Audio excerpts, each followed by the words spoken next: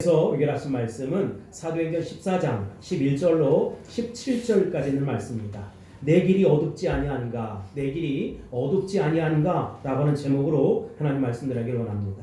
우리는 이 세상살이를 어두운 밤길을 걷는 것에 비유할 때가 많습니다. 세상에서도 세상에 살고 있는 인간을 가리켜서 어둠과 죽음의 그늘에 앉아있는 존재다 이렇게 표현하는 것이지요. 이렇듯 우리가 살고 있는 이 세상은 어둠에 쌓여있는 것이 분명합니다. 그렇다면 하나님 아버지께서 왜 세상을 어둡다라고 말씀하셨을까요? 성경은 크게 그것을 두 가지 모습으로 이야기하고 있습니다. 첫 번째 이유가 뭐냐? 이 세상이 죄로 말미암아 하나님의 심판을 받고 있기 때문에 어둡다는 것입니다. 주님 만나기 이전의 사람이라면 영원한 멸망과 심판 그리고 무서운 지옥을 향해서 걸어가는 인생일 수밖에 없는 것입니다. 그 길은 마치 사형장을 향해서 걸어가는 길이나 다름없지요. 그 길은 그래서 어둡고 비참한 길이라는 것입니다. 그렇기 때문에 하나님이 사람의 운명을 꿰뚫어 보시고 어두운 길, 어둠과 죽음의 그늘에서 행진하는 죽음의 길이다 라고 정의하고 말씀하신 것입니다. 아무리 세상적으로 사회적으로 훌륭한 층에 있는 사람도 하나님 아버지가 보시는 관점에서 보면 비참한 죽음의 행진을 하고 있는 사람의 진비 없다는 것입니다. 그러므로 하나님의 심판을 피할 길은 어떤 것이냐? 예수 그리스도를 만나야 한다는 것입니다. 하나님의 심판의 길을 피하지 못하는 사람들은 결국 어떻게 되느냐? 사망의 음침한 골짜기에서 헤맬 수밖에 없고 어두운 인생을 살아가는 불행한 사람일 수밖에 없다는 것입니다. 그래서 신약성경 히브리서 9장 27절 말씀에 보면 뭐라고 얘기하고 있습니까? 한 번 죽는 것은 사람에게 정해진 것이요 그 외엔 뭐가 있습니까? 심판이 있다는 것입니다. 한 번 죽는 것은 사람에게 정한 것이고 그 외엔 반드시 하나님의 심판이 있다는 것입니다.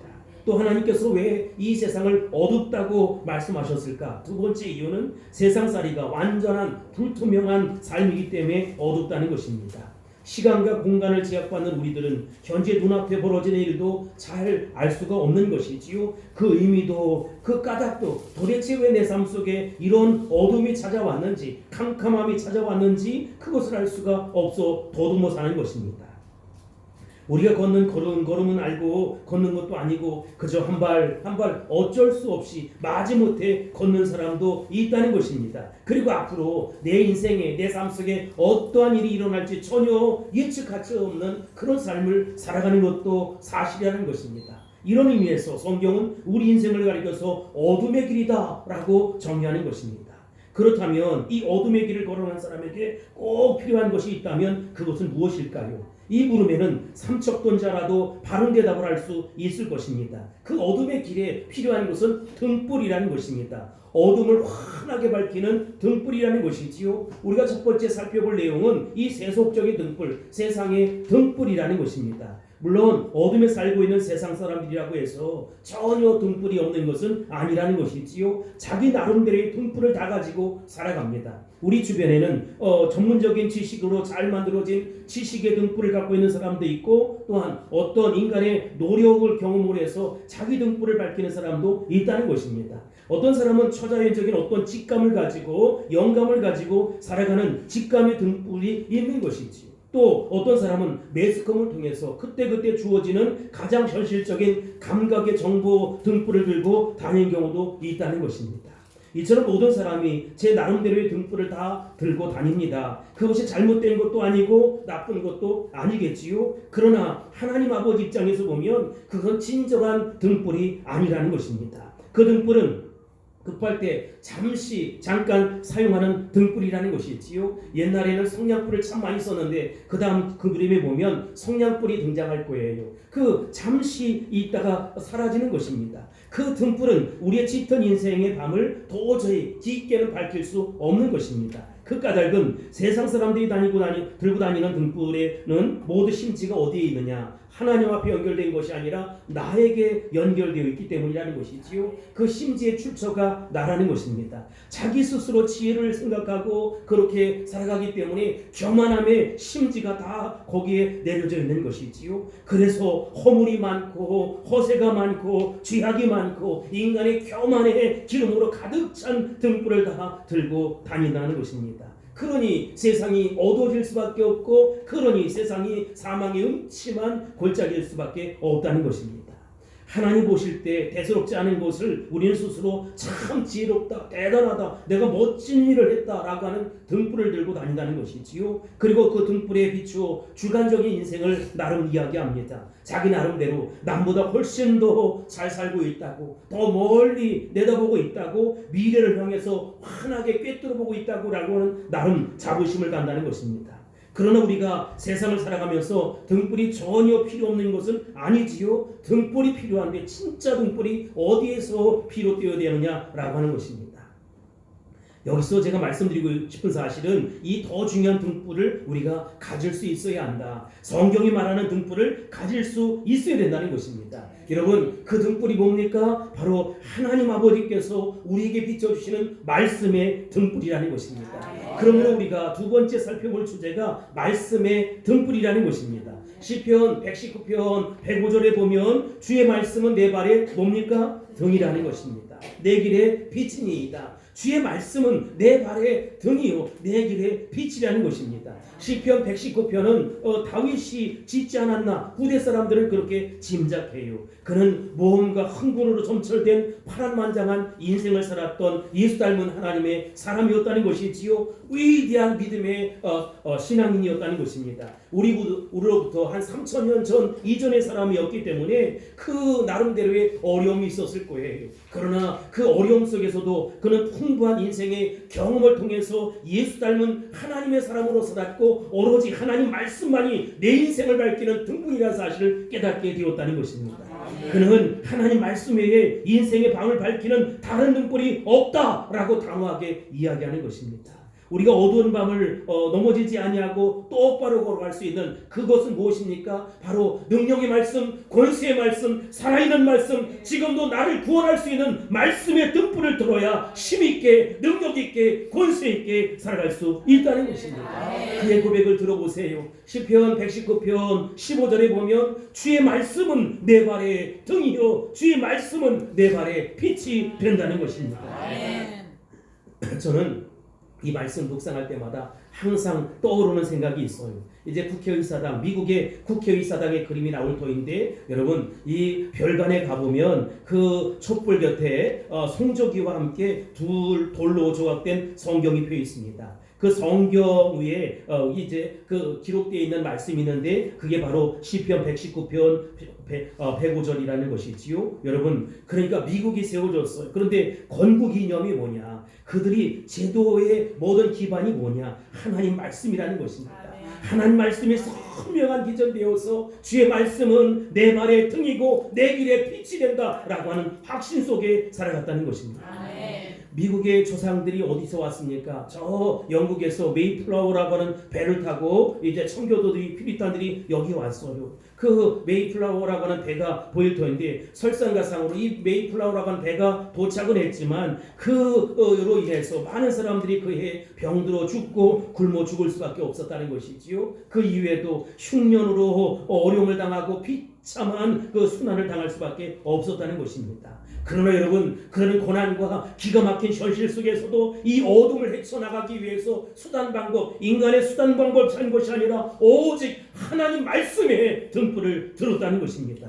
그 위대한 조상들은 하나님 말씀이 선명한 기준되어서 말씀대로 살아가자, 은혜대로 살아가자, 성령의 인도함 따라 살아가자라고 그런 결심을 했다는 것이지요. 그들에게도 어려움이 있었습니다. 그들에게도 형제들이 죽어가는, 자매들이 죽어가는, 자식들이 죽어가는, 부모들이 죽어가는 비참한 현실을 맞이할 수밖에 없었어요. 그러나 이 나라의 근간은, 이 나라의 기초는 하나님 말씀이어야 한다. 우리가 생명의 말씀, 능력의 말씀, 권세의 말씀을 들어야 한다라고 하면서 말씀의 등불을 들기 시작했다는 것입니다. 잠시는 어려움이 있었지만, 잠시는 고통이 있었지만 그 말씀이 그들에게 교육정신이 되었고 사상이 되었고 나라의 근간이 되었고 나라의 모든 정치, 경제, 사회, 문화를 이끌어가는 기준점이 되었다는 것입니다.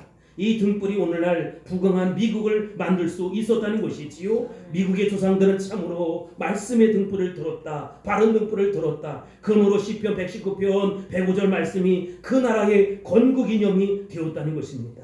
근데 여러분, 우리나라는 도대체 어떻습니까? 중국의 그 문물을 받아들인 것은 사실이지만 사서어경에 등불을 들었어요. 그리고 8만 대장경에 등불을 들었다는 것이지요. 그러니 여러분, 이 나라가 도대체 어떻게 되겠습니까? 많은 사람들이 나름대로의 등불을 들었지만 그것은 말씀의 등불, 나를 살린 등불이 아니라 세상의 등불, 심히 희미한 끄물끄물한 등불, 성냥불 등불에 지나지 않았다는 것입니다. 여러분, 우리가 말씀의 등불을 들어야 합니다. 내 삶이 힘겹고 어려울 때 더 말씀을 강하게 붙잡아야 한다는 것입니다. 말씀으로 내 자신을 묶어버려야 한다는 것이지요. 그 말씀은 나의 능력이고 힘이고 권세고 생명이고 구원이기 때문에 그 말씀이 나를 붙잡아간다라고는 확신 속에 살아가야 한다는 것입니다.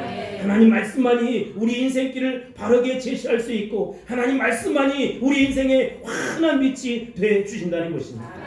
우리가 세 번째로 살펴볼 내용은 이제 바나바와 바울이 나는 인간입니다 라고 하는 인간 선언을 하는 거예요. 11절 말씀 보겠습니다. 시작. 무리가 바울이 한 일을 보고 누가 오니하 방언으로 소리질러 이르되 신들이 사람의 형상으로 우리 가운데 내려오셨다 하여. 아멘. 사람들이 깜짝 놀란 거예요. 여러분, 여기 루스드라의 사람들이 깜짝 놀랐어요. 평소에 쓰지 않던 방언, 무슨 얘기냐? 그 방언을 이야기하기 시작했어요. 사투리를 이야기했다는 것입니다. 그들은 아마 헬라어를 통용하고 있었을 터인데 너무 놀란 나머지 자기 동네, 자기가 살았던 고향에 이제 방언들을 하기 시작했다는 것입니다. 그들이 얼마나 충격을 받았는지를 알 수 있잖아요. 12절 말씀 보겠습니다. 시작. 바나바는 제우스라 하고 바울은 그 중에 말하는 자이므로 헤르메스라 하더라. 아멘. 그들이 사투리를 쓰고 방언을 했는데 바나바를 가리켜서 저 사람은 제우스다 이렇게 이야기했고 또 그 옆에 있는 바울 사도는 뭐라고 얘기했느냐? 헤르메스다 이렇게 얘기했어. 말하는 사람이니까 헤르메스라는 거예요. 근데 문제는 바울과 바나바가 그 말이 도대체 무슨 말인지 들을 수가 없었다. 그 나라 방언으로 이야기하니까 전혀 들을 수 없었다. 그래서 가만히 잠자코 있었다는 것입니다. 그런데 그 다음 장면을 보면 그들이 성 밖으로 뛰어나가는 거예요. 그리고 제우스 신전에서 제사장을 데리고 왔다는 것입니다. 제사장은 또 소 한 마리를 끌고 왔어요. 그 다음에 화환을 가지고 왔습니다. 제사를 드리려고 그것을 가지고 이제 바울과 바나바 앞에 우뚝 선 것입니다. 13절 말씀 보겠습니다. 시작. 시에 제우스 신당의 제사장이 소와 화환들을 가지고 대문 앞에 와서 무리와 함께 제사하고자 하니. 아멘. 바울과 바나바는 도대체 무슨 소리냐? 왜 지금 너희들이 이런 일을 벌이고 있느냐? 라고 묻습니다. 그때 무리가 정신을 차리고 통용할 수 있는 말로 당신은 신인데 아마도 인간 되어 우리 가운데 온 것 같습니다. 그래서 우리는 당신 앞에 제사를 드릴 수밖에 없습니다. 라고 얘기했던 거예요. 이제까지는 바울과 바나바가 도대체 무슨 말인지 알아들을 수 없었는데 가만히 보니까 우리가 신이 되었다고 있을 수도 없고 있어서도 안 되는 말을 저들이 한다는 것입니다. 어떻게 했는지 14절 봅시다. 시작. 두 사도 바나바와 바울이 듣고 옷을 찢고 무리 가운데 뛰어들어가서 소리질러. 아멘. 여러분, 바울과 바나바는 그 말을 듣고 옷을 찢었어요. 여기서 옷을 찢는다는 것은 신성 모독을 하는 것이다. 하나님 앞에 불경스러운 것이다. 이것은 있을 수도 없는 얘기다 라고 하는 것입니다. 예수님이 자신을 하나님의 아들이라고 했을 때 온 바리새인들과 서기관들이 어떻겠습니까? 자신들의 옷을 찢으면서 참나마도다 참나마도다 하나님의 이름을 모독하는 것이다 하나님의 영광을 가리우는 것이다 라고 공격한 사건을 기억하십니까? 지금 바울과 바나바는 사람들이 자기들에게 제사를 드리려고 하는 그 순간 자기들의 옷을 찢겼어요. 그리고 악을 씁니다. 소리를 지릅니다. 그리고 군종들에게 뛰어들어가는 것이지요. 그리고 이렇게 얘기합니다. 어떻게 얘기합니까? 15절입니다. 시작. 이르되 여러분이여 어찌하여 이런 일을 하느냐?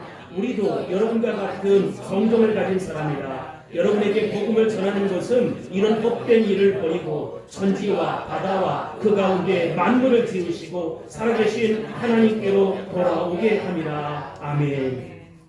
바울과 바나바는 두 가지 말을 해요. 우리는 첫 번째 신이 아니라는 것입니다. 이 선언은 굉장히 중요한 사건이, 왜냐하면 루스드라에서 안진뱅이가 벌떡 일어난 사건도 있었고 갖가지 기사와 이적이 있었다는 것이지요. 그러나 그럼에도 불구하고 우리는 신이 아니다, 인간의 친하지 아니하다. 크고 작은 차이는 있지만, 능력의 차이는 있지만 우린 절대로 신이 아니라는 것입니다. 예를 들어 역사에 히틀러라든지 김일성 이런 독재자들이 있었잖아요. 자신을 신처럼 생각했어요. 이 히틀러나 또 김일성의 가장 큰 실수가 뭡니까? 자기가 신이 될 수 있다는 것이지요. 신이 되고 싶은 그 욕망에 주체 사상을 만들기도 했고 하이 히틀러를 외치기 시작했어요. 그러나 여러분, 그는 어떻게 되었습니까? 자살해 죽을 수밖에 없었고 급사해 죽을 수밖에 없었다는 것입니다. 그런 거로 바울 사도는 우리는 신이 아니다 라고 강력하게 이야기하는 것이지요. 우리도 여러분 그 선언을 할 수 있어야 된다는 것입니다.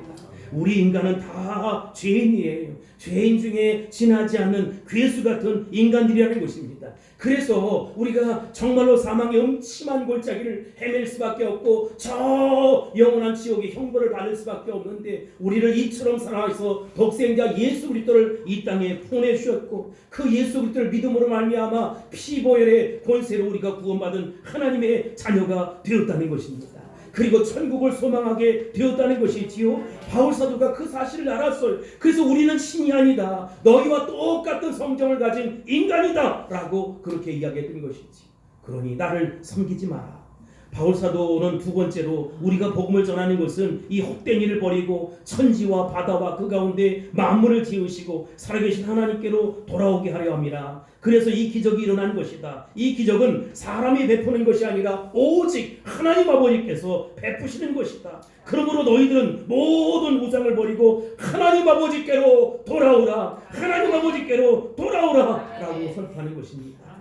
이 메시지를 바로 지금 여러분들에게 드리고 싶은 거예요. 하나님의 목적은 인간을 신으로 만드는 것이 아니라 하나님 앞에서 나는 부족합니다, 나는 모자랍니다, 나는 연약합니다, 그래서 당신이 필요합니다 라고 하면서 하나님의 복된 자녀로 살기를 원하신다는 것입니다. 구약성경의 메시지는 나는 너희 하나님이 되고 너는 내 백성이 된다는 것이지요. 하나님이 그래서 나의 하나님이 되셔서 나의 공급자가 되어주시고 나의 치료자가 되어주시고 나의 보호자가 되어주신다는 것입니다. 그것을 확신할 수 있게 되길 바랍니다. 목사님, 내 삶 속에 얽히고 설킨 문제가 많이 있습니다. 그래요. 참 가슴 아픈 일이에요. 근데 여러분 꼭 기억하세요. 이스라엘 백성들이 광야 40년을 보내면서 그들이 고백했던 것이 뭡니까? 나중에 깨달은 것이 뭡니까? 하나님 아버지께서 나의 보호자가 되어주신다는 것입니다. 하나님 아버지께서 나의 공급자가 되어주신다는 것입니다. 하나님 아버지께서 나의 치료자가 되어주신다는 것입니다. 내 인생을 그래서 그 주인에게 맡길 수 있게 되길 바랍니다. 개싸라세라, 될 대로 되라 이렇게 맡기는 것이 아니라 믿음 가지고 맡길 수 있게 되길 바라고 말씀 앞에 내려놓을 수 있게 되길 바랍니다. 사랑하는 성도 여러분, 여러분은 예수 믿고 살아가면서 하나님의 위치에 제발 가려고 하지 마세요. 우리가 우리 삶을 통해 어떤 역사가 일어난다, 하나님이 하신 것입니다. 하나님이 하실 것입니다. 하나님은 인간이 어떻게 살아가야 되나 구약 성경에 613개의 계명을 허락해 주셨어요. 하라 248개, 하지 마라 365개, 613개의 계명을 주셨는데 그것을 압축하고 축소한 것이 10계명입니다. 그러니까 여러분 그 10계명 더해 신약 성경에 계명을 달랑 하나 주셨어요. 서로 살아가는 것이지요. 하나님께서 우리에게 주신 614개 계명을 가지고 우리는 이 땅에 살아가는 것입니다. 근데 여러분 10계명, 구약 성경에 613개의 계명이 녹아있는 그 10계명의 가장 본질적인 모습은 뭐냐? 1계명부터 4계명까지 잠시 언급하겠는데 이것은 하나님과의 관계 속에서 일어나는 것이고 5계명부터 10계명까지는 인간과의 관계 속에서 이루어가는 거예요. 1계명이 뭡니까? 너는 나 외에 다른 신들을 내게 두지 말라는 것입니다. 하나님이 스스로 신이 되려고 노력하지 말라는 것입니다. 우리가 왜 조상을 숭배합니까? 왜 제사를 드립니까? 제사는 하나님 아버지께만 드려야 한다는 것이지요. 예배는 하나님 아버지께만 드려야 한다는 것입니다. 아무리 위대한 성분이요 영웅이요 민족의 아버지랄지라도 사람에게 예배드려서는 안 된다는 것입니다. 사람은 예배받을 존재가 아니라 예배 드려야 할 존재라는 것입니다. 사람이 예배를 받으면 신이 됩니다. 그러면 여러분 어떻게 되겠습니까? 그 인생은 망쳐지는 거예요. 우리 조상을 공경해야지요. 부모님을 공경해야지요. 그러나 여러분 부모님께 제사해서는 안 된다는 것입니다. 그분들은 우리의 사랑이 필요한 것이고 우리의 애정이 필요한 것이고 우리의 보듬음이 필요한 것이지 그렇게 제사 드릴 대상이 아니라는 것입니다. 출애굽기 20장 4절 5절에 보면 이 계명이 나와 있어요. 너를 위하여 새긴 우상을 만들지 말고 또 위로 하늘에 있는 것이나 아래로 땅에 있는 것이나 땅 아래 물속에 있는 것에 어떤 형상도 만들지 말며 그것들에 절하지도 말며 그것들을 섬기지도 마라. 여러분 우상 앞에 절하지 말기를 바랍니다. 섬기지 말기를 바랍니다. 세 번째 계명은 출애굽기 20장 7절인데 너는 내 하나님 여호와 이름을 망령되이 부르지 말라는 것입니다. 하나님 앞에 여러분 내 인생을 이렇다 저렇다 스스로 판단하지 마세요. 이거다 저거다 약장사도 이거다 저거다 말씀하시고 하잖아요. 이거다 저거다 말씀하시고 하나님께서 앞으로 여러분을 통해서 이루실 역사를 기대할 수 있게 되길 바랍니다. 그리고 하나님이 하셨습니다. 하나님이 하실 것입니다. 믿음으로 살아갈 수 있게 되길 바랍니다. 네 번째 계명은 출애굽기 20장 8절인데 안식을 기억하여 거룩하게 지키라는 것입니다. 안식일은 누구의 날입니까? 하나님의 날입니다. 여러분 주일은 여러분의 날이 아니라 하나님 앞에 영광 돌릴 날이라는 것이지요. 빵꾸도 들면서 하나님 앞에 영광 돌릴 수 있게 되길 바랍니다. 예배하면서 행복한 여러분 될 수 있길 바랍니다. 신나고 즐겁게 하나님의 기운을 받아 돌아갈 수 있게 되길 바랍니다. 나의 날처럼 쓰는 것이 아니라 오직 하나님 앞에 영광 돌리는 날. 6일은 마음껏 내가 사용할 수 있지만 그 하루는 구별해서 하나님 앞에 영광 돌리는 날이라는 것입니다. 이 날을 지키는 자가 복이 있는 것입니다. 이 날을 지키는 자가 축복이 있는 것입니다. 이 날을 지키는 자가 건강의 복을 허락해 주신다는 것입니다. 그런데 여러분 그 축복이 얼마 가냐? 3대 내지 4대가 간다는 거예요. 여러분 3, 4대 가면 끝이야. 하나님이 우리를 그렇게 3대 4대 축복하시면 그 가정은 잘 될 수밖에 없다는 것이죠. 여러분 목사님이 왜 축복만 이야기하느냐? 하나님이 말씀하시니까 얘기하는 거예요. 하나님의 축복을 받을지어다. 하나님의 축복이 임할지어다. 싫은데 뭐 이런 사람들은 집에 돌아가세요. 인간의 최대의 관심은 여러분 인간이 아니라 하나님이어야 한다는 것입니다. 하나님이 우리를 돌보세요. 옆사람 보세요. 잘 돌봐주었는지. 예배를 드릴 때 여러분 하나님 앞에 온전히 영광만 돌려드릴 수 있게 되길 바랍니다. 저기 이쁜 집사님이 오셨어요. 감사해서. 자 여러분 그림을 하나 볼 터인데 이쁜 집사님 여러분들이 이쁜 집사님 이쁜 권사님 오셨다고 그럴 거예요. 이게 뭡니까? 잘 안 보여요. 이런 사람이 있어요. 독수리잖아요. 독수리. 그런데 여러분 사실 이 독수리는 구약 성경에 만지지도 말고 먹지도 말라라고 하는 짐승이에요. 그럼에도 불구하고 하나님은 당신을 독수리에 비유해서 우리를 가르칠 때가 있었어요. 너무도 좋으신 하나님이 도대체 왜 독수리에 비유했을까? 생태학적으로 독수리에 대해서 우리는 약간의 상식을 가지고 있습니다. 독수리는 보금자리를 높은 절벽 위라든지 벼랑 위에 만들잖아요. 아무도 함부로 접근할 수 없는 곳에 둥지를 틀고 거기에다가 자기 털을 뽑기도 하고 다른 부드러운 물질로 이제 폭신폭신한 침대를 만든다는 것이지요. 그 다음에 거기에다가 알을 까서 새끼를 기르는 것입니다. 그래서 독수리의 집은 매우 튼튼해요. 새끼들은 안심하고 거기서 어미가 물어주는 그런 것을 받아 먹으면서 하루 종일 기분 좋게 독수리가 어떻게 울지요?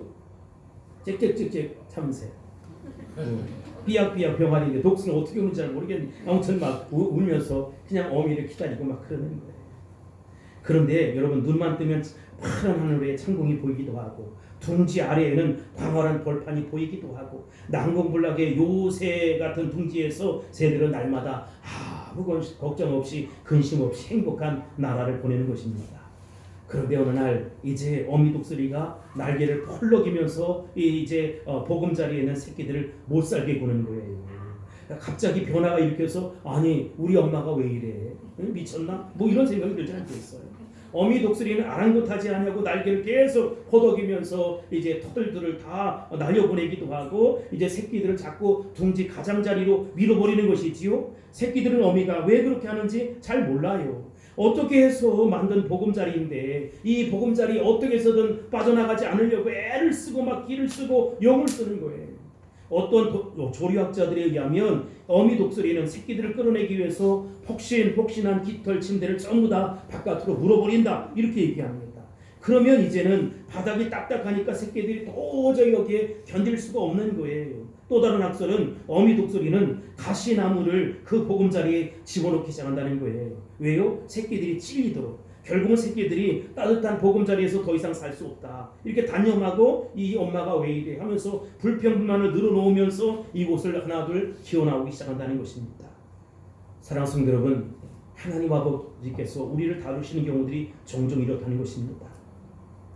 사람은 본능적으로 변화를 두려워합니다. 대부분이 보금자리 속에서 이대로 살았으면 좋겠다. 야, 이 정도 행복이면 됐다. 라고 이렇게 살아갑니다. 나는 더 이상 바랄 것이 없어. 이렇게 만족해. 이렇게 꿈같은 시간을 보내는 것이지요. 이게 인간입니다. 그런데 어느 날 갑자기 이상이 생기는 거예요. 어떤 경우에는 마음속에 몹시 불안한 감정이 일어나기도 하고 잠 못 이루는 밤에 연속의 사건이 벌어지기도 합니다. 사업이 무너지고 장사가 무너지는 것이지요. 부부간에 심각한 문제가 개입되기 시작합니다.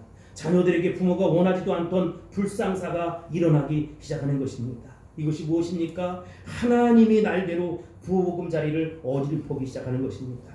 하나님 몹시 가까이 와 계시다는 사실 아실 하나님 도대체 왜 이러지 마시고 하나님이 나에게 가까이 오셨다는 거예요. 그동안에는 몸을 붓고 있던 이 보금자리에서 나를 끄집어 내려고 한다는 것입니다. 아마 우리 중에는 이런 경험을 하신 분들이 있을 거예요. 상당수가 있을 거라고 생각합니다. 한번 솔직히 자문해 보세요. 만약 우리가 내 모습 이대로 살았다면 두 손 들고 하나님 앞에 나오는 사람들이 과연 있을까요? 천만의 말씀이라는 것입니다. 그런데 여러분, 내가 이렇게 힘겹고 어렵고 고통스러운 것은 나의 가정을 구원하시고자 하는 하나님의 거룩한 손길이 있는 것입니다. 하나님 거룩한 마음이 있는 것입니다. 사랑의 아버지께서 내가 그 가시에 찔리고 상처를 받고 어려움 속에 있는 것 좋아하실까요? 싫어하실까요? 그런데 여러분, 우리 그렇게 마음 아파하시지만 우리를 단단한 하나님 백성 만들기 위함이라는 것입니다. 너는 이 정도의 모습으로 살아가서는 안 돼. 너는 이 정도의 위치로 살아가서는 안 돼. 나와 함께 동역하자. 나와 함께 사업하자는 것입니다. 나와 함께 인생을 살아가자는 것입니다. 폴 트리니에라고 하는 사람이 있어요. 이 사람은 상담학자이고 정신과 의사입니다. 그리스도인이지요. 왜 사람들이 잠을 못 잘까? 왜 사람들이 소화불량에 걸릴까? 왜 사람들이 신경쇠약이 걸려서 몸이 점점 말라가기 시작할까? 이런 재반 문제를 이제 공부하기 시작했어요. 그런데 몇십 년 동안 임상실험과 상담을 통해서 그가 이런 결론을 내렸습니다. 사랑하지 못한 죄, 남이 모르는 탈선, 남이 모르는 마음속의 욕심과 욕망, 이 모든 것이 마음속에 꽉 들어차 있기 때문이라는 것입니다. 마음에 범죄한 것이 있으면 누구나 다 양심의 가책을 받기 마련이지요. 말을 못하면서도 계속 찜찜하고 막 그런 거예요. 그러다가 고민하다 보면 마음에 상처가 되고 병이 들기 시작하는 것입니다. 마음에 병이 들면 급기야 육체의 병까지 찾아오는 것이지요. 이것은 하나님 말씀이 우리에게 가르쳐주는 교훈이라는 것입니다. 트리니의 박사만 가르치는 것이 아니에요. 그런데 여러분, 여기까지 얘기하면 의미가 없지요.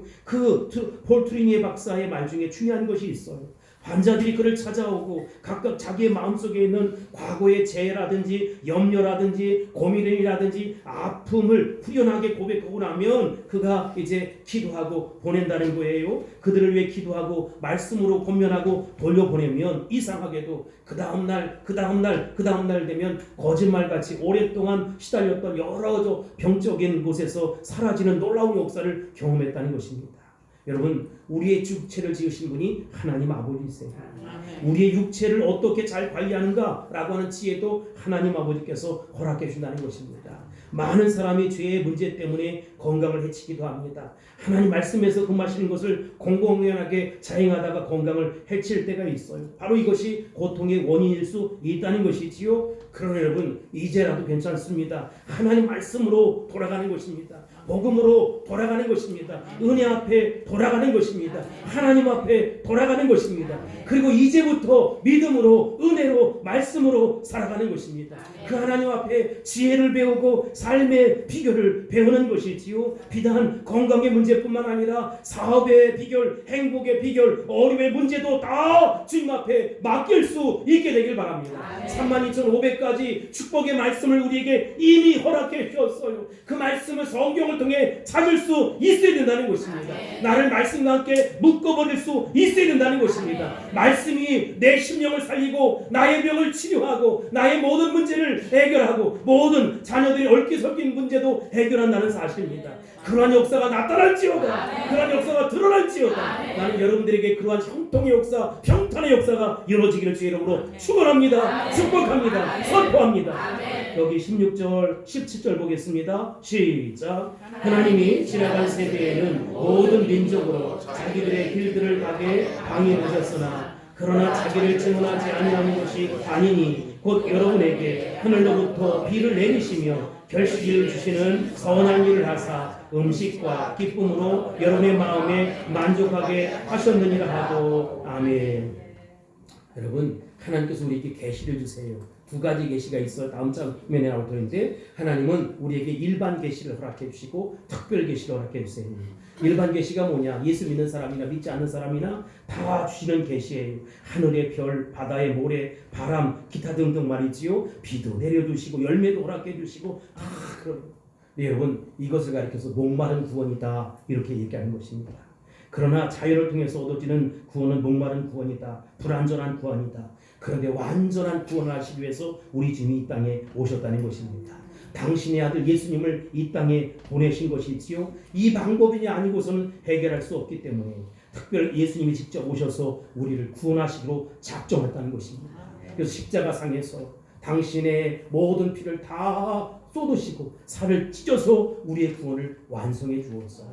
여러분, 사탄 마귀는 그 잠시 예수님이 십자가 못 박을 때 해라 칭칭나네 뭐 회개를 불렀을 거예요. 야, 이제 끝났다. 너희는 끝났다. 그런데 여러분, 너희들 뜻대로 되지 않는 것이지 하나님 뜻대로 되는 것입니다.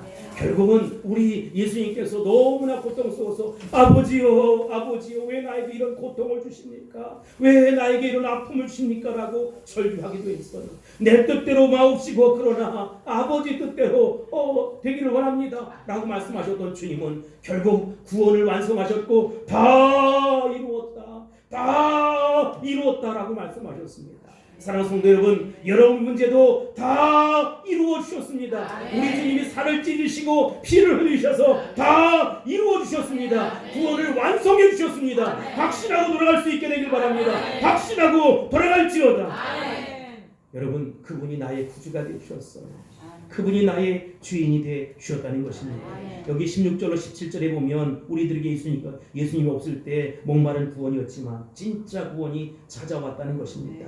예수님이 우리 가운데 오셨다는 것입니다. 그리고 날마다 이제는 신비한 연합을 이루는 것이지요. 전에는 몰랐던 그 사랑을 이제 경험하는 것입니다. 우리가 예수 믿고 구원받는 순간 하나님이 우리에게 다가오셔서 들려주시는 중요한 음성이 있습니다. 그것이 무엇입니까? 예수님을 나의 구주 주님으로 영접하라는 것입니다. 그리고 예수님 앞에 엎드려 예수님, 당신은 나의 주인이십니다. 당신은 나의 구원자이십니다 하고 고백하는 것입니다.